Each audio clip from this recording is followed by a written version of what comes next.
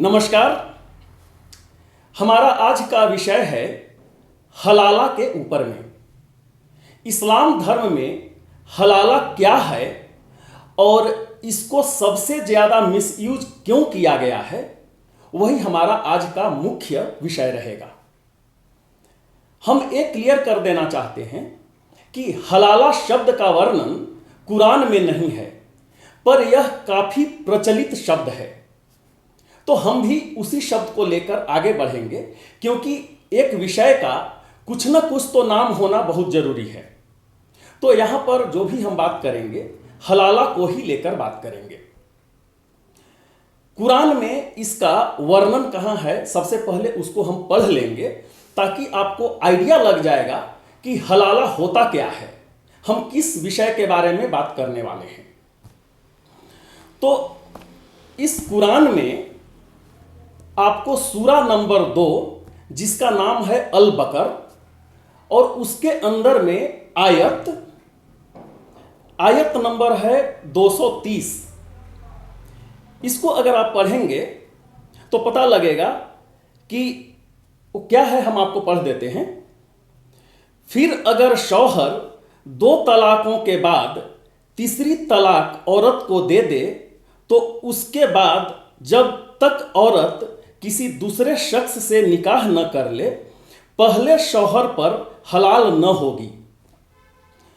देखिए, यहां पर यह बतलाने का कोशिश किया गया है कि अगर 2 पति पत्नी हैं, वे दोनों के बीच में अगर तलाक हो जाता है, 3 तलाक अगर हो जाता है, बाद में वो जो स्त्री है, महिला है, वह उस अपने पति के लिए हराम हो जाती है। मतलब उसका जो पति है उस महिला के तरफ देख भी नहीं सकता है। ठीक है, एक बार अगर तलाक हो जाता है तो आप एज्यूम कीजिए कि तलाक होने के बाद वे दोनों के बीच में फिर से प्रेम हो जाता है और वे चाहते हैं कि हम लोग फिर से निकाह कर लें, साथ में फिर से रहें। तो इस्लाम धर्म में बिना निकाह के साथ में नहीं रहा जा सकता है। ठीक है, तो निकाह करना जरूरी है। पर यहां पर क्या हुआ है कि वह जो महिला थी वह हराम हो गई है। तो हराम से उसको सबसे पहले हलाल बनाना है, ताकि फिर से वह जो व्यक्ति है उससे दोबारा शादी कर सके, दोबारा निकाह कर सके। अब उसको हराम से हलाल कैसे किया जाएगा, वही अभी हम पढ़े। तो उसको हलाल करने के लिए उस महिला को किसी अन्य व्यक्ति के साथ में फिर से निकाह करना पड़ेगा, और जो दूसरा व्यक्ति है जब उसको तलाक दे देगा, इसके बाद में ही वह महिला अपने पहले पति से फिर से निकाह कर सकती है। ठीक है, अब अगर आप इसको पढ़ेंगे, सिर्फ कुरान में जैसा लिखा है अगर वैसा पढ़ेंगे, तो आप साफ बोल सकते हैं कि हाँ, दूसरा निकाह होने के बाद में भी ये वास्तव में ये जो दूसरा उसका जो पति हो गया, वह उसका दूसरा पति है और वह उसकी पत्नी हो गई, और जब तक वह चाहे इसको अपने पास रख सकता है और बाद में तलाक दे सकता है। तो देखिए, यही हमारा आज का मुख्य बिंदु है कि ये जो दूसरा जो निकाह है, जिसको हम हलाला वाला निकाह जो बोलेंगे, ये क्या सचमुच में ऐसा ही वर्णन कुरान में है जैसे लोग कर रहे हैं? यही हमारा आज का मुख्य बिंदु है।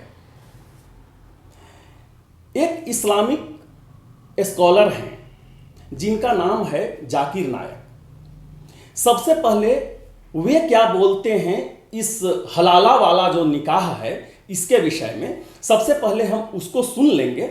इसके बाद में फिर हम आगे व्याख्यान करेंगे कि एक्चुअल में ये है क्या। Assalamu alaikum. My name is Dipon Chakravarti, and I am a student as well. I am pursuing graduation, and I also work in a call center. And my question is, why is it important for a woman to marry a third party if she wants to go back to her first husband after her first husband has given her talaq? भाई साहब का सवाल था कि ज़रूरी क्यों है कि अगर एक औरत अपने शोहर के साथ तलाक हो जाता है तो उसे दूसरे से, थर्ड पार्टी से शादी करना जरूरी क्यों है पहले शोर से वापस करने के लिए? ये सवाल है। सवाल तीसरी बार अगर तलाक होता है तो अल्लाह ताला फरमाते सूरह बकरा सूरा नंबर 2 आयत नंबर 230 में कहते कि तीसरी बार अगर तलाक देंगे तो फाइनल, इसके बाद आप फिर से मियाँ बीवी नहीं बन, जब तक आप थर्ड को नहीं मैरी करें। इसमें क्यों? ये शादी ब्याह गुड्डा गुड्डी का खेल थोड़ी है। बचपन में गुड्डा गुड्डी का खेल में शादी करो फिर से तलाक दो, एक दिन में 10 बार शादी कर सकते, बराबर ना? ये जिंदगी गुड्डा गुड्डी का खेल थोड़ी है। 3 महीने लगता है तलाक के लिए, इतना टाइम लगता है। प्राइवेट मीटिंग, फिर बड़े लोग से मीटिंग, फिर 3 माह, फिर जुड़ो प्यार से, एक दूसरे पे कीचड़ मत उछालो, फिर शादी करो। मैंने मेरी जिंदगी में किसको भी नहीं देखा जो सही तरीके से तीसरी बार तलाक हुआ, मैं देखा नहीं अभी तक के। 1 बार हुआ देखा होगा, 2 बार, तीसरी बार तो देखा ही नहीं मैं।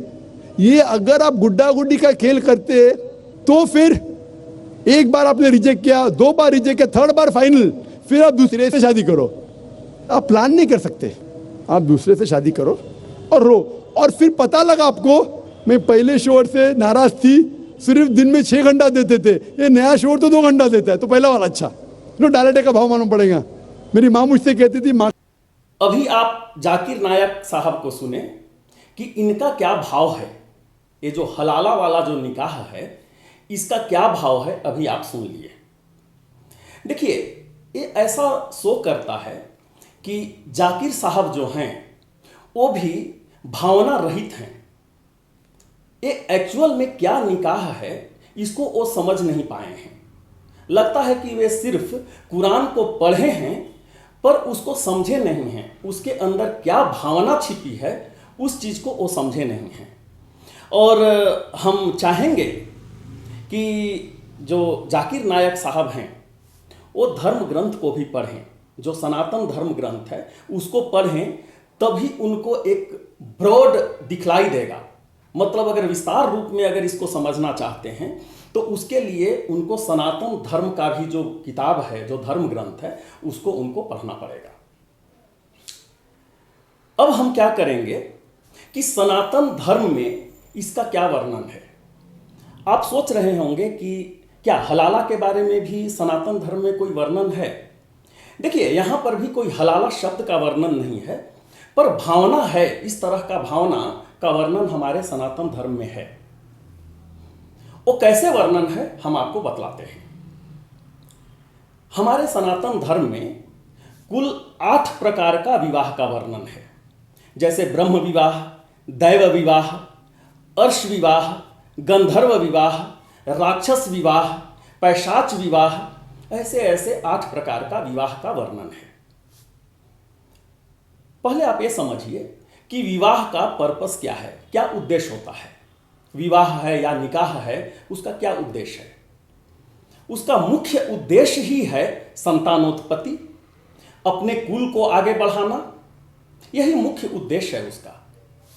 तो अभी जो हम 8 प्रकार का जो विवाह का अभी हम वर्णन किए, मतलब उसके बारे में जो हम बात किए, उसमें से एक टाइप का जो विवाह है उसको छोड़कर जितने भी 7 प्रकार के जो विवाह हैं उनका भी यही उद्देश्य है, उनका भी यही पर्पस है, वह है संतानोत्पत्ति। परंतु एक विवाह ऐसा है जिसका पर्पस, जिसका उद्देश्य संतानोत्पत्ति नहीं है, परंतु उसका एक अति विशिष्ट उद्देश्य है। उसको आप उदाहरण से समझिए। कभी कभी क्या होता है कि अगर किसी का जातक में, किसी लड़की के जातक में किसी प्रकार का कुछ दोष होता है, और दोष कुछ इस तरह का है कि इस लड़की का जिसके साथ विवाह होगा उसकी मृत्यु हो जाएगी। इस परिस्थिति में क्या किया जाता है कि उस लड़की को एक शादी करवाया जाता है, एक विवाह करवाया जाता है। जैसे किसी वृक्ष के साथ करवा दिया गया, किसी जानवर के साथ करवा दिया गया, या फिर भगवान विष्णु के साथ उसका विवाह करवा दिया जाता है। यह विवाह क्यों करवाया जाता है? ताकि जो दोष है वह मिट सके। दूसरा उदाहरण देखिए, इसी में बहुत सारे ऐसे अनुष्ठान होते हैं जिसको करने के लिए पत्नी का होना अनिवार्य है। इस परिस्थिति में मानसिक विवाह किया जाता है। किसी को एक मान लिया जाता है कि ये मेरी पत्नी हो गई, और मानसिक विवाह के बाद उस लड़की का नाम लेकर उस अनुष्ठान को किया जाता है।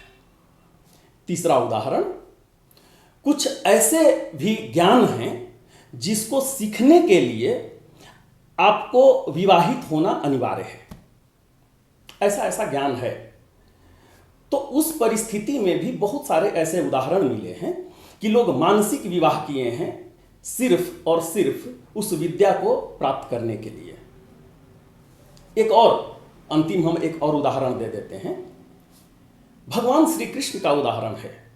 जब एक नरकासुर करके जो एक दैत्य था, राक्षस था, वह क्या करता था कि स्त्रियों को उठा लेता था जबरदस्ती, मतलब किसी राजपुत्री को राजा घर से या कहीं से लोगों को उठा लेता था और जबरदस्ती विवाह करके अपने पास रखे रहता था। वह काफी दुष्ट प्रवृत्ति का मतलब दैत्य था। वह भगवान श्री कृष्ण उसका वध कर देते हैं। वध तो कर देते हैं, पर इसके बाद जो उसकी 16,000 जो पत्नियां थी उस नरकासुर राक्षस की, वे सब भगवान श्री कृष्ण से बोलती हैं कि अब मेरा क्या होगा, ठीक है, मेरा कलंक कैसे दूर होगा, हमको कौन रक्षा प्रदान करेगा। तब यहां पर भगवान श्री कृष्ण बोलते हैं कि तुम सब हमको अपना पति मान लो, ठीक है, और हम तुम्हारा सहारा रहेंगे। देखिए यहां पर ये जो दैव विवाह जिसके बारे में अभी हम उदाहरण के साथ में बात किए, उसका पर्पस संतानोत्पत्ति नहीं रहा। इसका पर्पस है अति विशिष्ट कारण से, कुछ एक स्पेशल कारण से एक विवाह किया गया है। अब हम आते हैं कुरान में, इस्लाम धर्म में आते हैं। यहां पर जो मोहम्मद साहब थे, उनकी भी 10 पत्नियां थीं, जिसमें से ज्यादातर जो पत्नियां थीं वे तलाकशुदा थीं या विधवा थीं। तो उनका भी पर्पस, जो विधवा या जो तलाकशुदा जो पत्नियां थीं, मोहम्मद साहब का पर्पस संतानोत्पत्ति नहीं था, बल्कि वे जो स्त्रियां थीं उनको आदर देना, उसको मर्यादा देना, उसको रेस्पेक्ट देना, समाज में उसको इज्जत देना, यही उनका पर्पस था। भले ही वे निकाह किए थे, परंतु उनका पर्पस था उसको प्रतिष्ठा देना, न कि उसके साथ मौज मस्ती करना या फिर संतानोत्पत्ति करना। ठीक है, अब हम आते हैं जो हमारा मुख्य विषय था कि ये जो हलाला वाला जो निकाह है उसको मिसयूज कैसे किया गया है, क्यों उसको गलत तरीका से समझा गया है। इसके पीछे कारण ही यही है कि जो मौलवी साहब जो लोग हैं या जो स्कॉलर रहे हैं इस्लाम के, वे इसका जो मूल भावना है जो यहाँ लिखा हुआ है कुरान में, उसको वो समझे नहीं हैं, या फिर लाइन बाय लाइन पढ़ लिए हैं और आगे बढ़े हैं वे। देखिए, इस तरह का ऐसा विषय होता है जिसको आपको एक ब्रॉड रूप में देखना पड़ता है। ठीक है, अब देखिए, यही कारण है कि जितने लोग मतलब ये जो हलाला वाला जो निकाह होता है, एक्चुअल में वह एक अति विशिष्ट निकाह है जिसका पर्पस कभी भी संतानोत्पत्ति या मौज मस्ती नहीं है। लेकिन चूंकि लोग इस चीज को समझे नहीं हैं, वे क्या समझते हैं कि मेरा निकाह हो गया, वो मेरी पत्नी बन गई, अब हम इसके साथ मौज मस्ती भी कर सकते हैं और जब चाहे हम तलाक दे सकते हैं। यहां उद्देश्य अलग था। इस तरह का जो निकाह है, जो हलाला वाला जो निकाह है, इसका उद्देश्य अलग था। इस्लाम धर्म को मानने वाले इस उद्देश्य को लोग नहीं समझ पाए हैं और यही कारण है कि इसको सबसे ज़्यादा मिसयूज किया गया है। यहाँ तक कि उसके जो विद्वान है, जैसा कि अभी हम बात किए जाकिर नायक साहब, शायद वो भी इस भावना को नहीं समझ पाए हैं। अगर भावना को समझते तो इसको एक मजाक के रूप में नहीं बात करते कि हाँ तीसरा तलाक हो गया है, अब ये करना पड़ेगा। देखिए, इस तरीका से नहीं बोला जा सकता है, क्योंकि यहाँ पर एक स्त्री का मर्यादा का सवाल हो जाता है। हम उम्मीद करते हैं कि ये विषय आपको पसंद आया होगा, और अगर आपके मन में किसी प्रकार का कोई प्रश्न है, आप अपना प्रश्न हमारे कमेंट सेक्शन में लिखिए, हम उसका उत्तर देने का कोशिश करेंगे। हम ये भी चाहेंगे कि आप हमारे चैनल को सब्सक्राइब कर लीजिए, ताकि जब भी कोई नया विषय आए वह सर्वप्रथम आपके पास पहुंचे। बहुत ही जल्द हम आपके समक्ष नए विषय के साथ उपस्थित होंगे। तब तक के लिए हम आपसे विदा लेते हैं। बहुत बहुत धन्यवाद। नमस्कार।